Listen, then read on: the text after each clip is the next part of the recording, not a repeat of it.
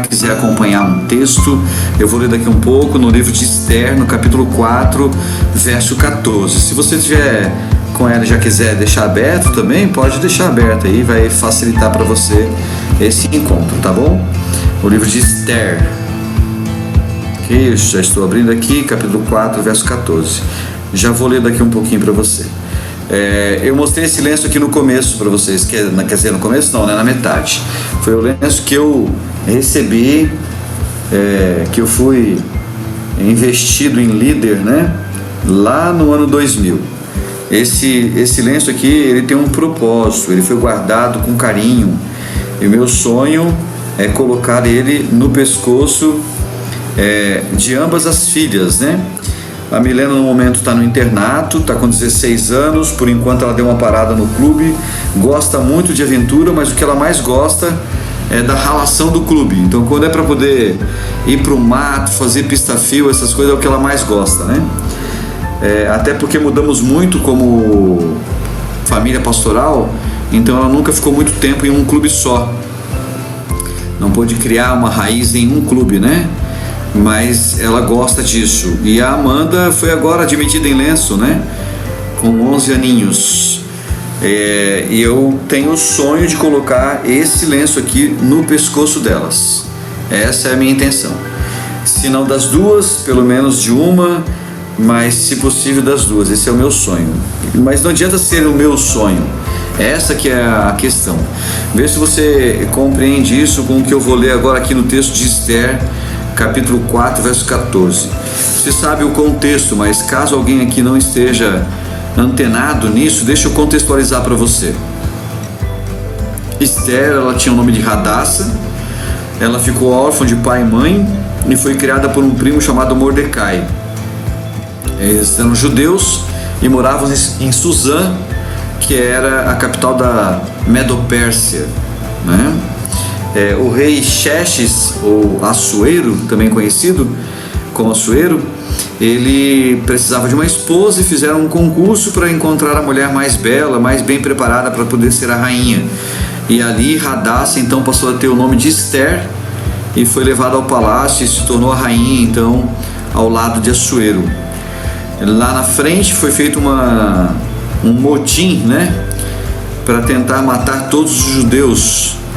E Esther estava lá dentro e o primo dela, Mordecai, escreveu isso aqui, no caso, falou isso que está aí no verso 14 para ela, tá? O que diz assim no verso 14: porque se de todo te calares, isso dizendo para Esther, te calares agora, de outra parte se levantará para os judeus socorro e livramento, mas tu e a casa de teu pai perecereis. E quem sabe se para conjuntura como esta é que foste elevado a rainha? Esse é o texto que Mordecai mandou falar para ela. Depois ela fala uma frase muito conhecida de Esther, né? Falar para todo mundo jejuar, ela também jejuaria junto com as servas dela, e depois de 3 dias sem comer e beber, ela entraria na presença do rei, que pelo costume da época poderia mandar matá-la, pois se ela entrasse na presença do rei sem ser convidada, isso era um risco que aconteceria, né? Mas ela falou nesse momento que se perecer, perecia, ou seja, se me matar, tudo bem, se tiver que morrer, eu irei morrer, mas não vou deixar de tentar fazer aquilo que eu sei que eu preciso fazer. Essa é a ideia, né? Por que eu estou pegando esse contexto? Primeiro, para dizer para vocês que a minha fé e a sua fé, ela não passa para outra pessoa porque nós queremos, né? Eu amo o clube e as minhas filhas, enquanto a Milena, em todo o período que teve no clube, sempre gostou de clube, das atividades e uma série de coisas que ela aprendeu e fez no clube. A Amanda está entrando agora e também gosta do clube. Sim, a gente pode influenciar através do nosso testemunho as pessoas gostarem daquilo que nós gostamos. E a gente sabe que quem usa o lenço amarelo ama essa vida de desbravador, A gente passa isso, como é dito, né? Corre glóbulos aí pelo nosso sangue, triângulos, né? Pelo nosso sangue. E é verdade isso, a gente gosta disso. Esse é um dos lamentos que eu tenho como pastor distrital, porque eu queria ter mais tempo para poder estar envolvido com isso. E a demanda é muito grande para vários assuntos, departamentos e ministérios da igreja. E não dá para estar em todos eles. Mas se eu pudesse, estaria mais tempo com o clube, fazendo mais coisas com o clube. Por que eu li o verso de Esther? Porque o verso de Esther, descrito ali por Mordecai, diz que Esther estava naquele lugar, naquele tempo, naquela época da história, naquela situação, porque tinha um propósito ela estar lá. E ele disse: quem sabe é por isso que você está aí. Ou seja, para que você vá lá, fale com o rei e salve a vida dos judeus. Eu queria dizer para você que você tem um propósito para a sua vida, para a sua existência.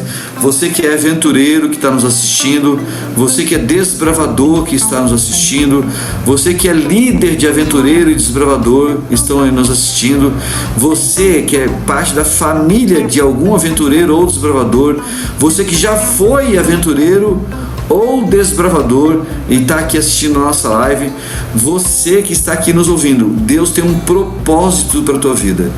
Põe uma coisa na sua cabeça: Esther não morava no lugar errado, ela morava no lugar certo, no tempo certo, no momento certo, e Deus estava tocando no coração dela para que ela, com a liberdade que ela tinha, pudesse escolher obedecer a Deus, fazer o que era certo, mesmo correndo risco de morte ou não. E eu e você, como filhos de Deus em primeiro lugar, mas num bom tanto aqui de desbravadores, nós temos um propósito para a nossa existência. Eu queria que você entendesse que Deus está falando para mim e para você hoje. Quem sabe é para este propósito que você está nesse lugar. Ser um líder do clube, levantar para poder ativar novamente o clube que fechou com a pandemia, dar um estudo bíblico para aquela pessoa. E às vezes a gente fica procurando alguém que dê o estudo bíblico no nosso lugar, porque a gente não se acha preparado para isso. Não, nós temos um propósito e Deus tem tocado na nossa mente, no nosso coração, para a gente cumprir esse chamado. As pessoas ficam esperando que outros façam. Poderia ser uma pessoa mais preparada, uma pessoa mais sábia, uma pessoa mais inteligente, uma pessoa mais estudada, um líder da igreja. Não veja assim. Você que está nos ouvindo, pode ser lá no Rio, como foi dito aqui, pode ser lá em Curitiba, em Piraquara, como eu mencionei, pode ser aqui em Pucarana, pode ser em Arapongas, pode ser em Cambé, Rolândia, na Norte Paranaense, em outra associação, não importa. Quando você estiver ouvindo isso, entenda: Deus não permitiu que você nascesse na época errada. Você nasceu no tempo certo.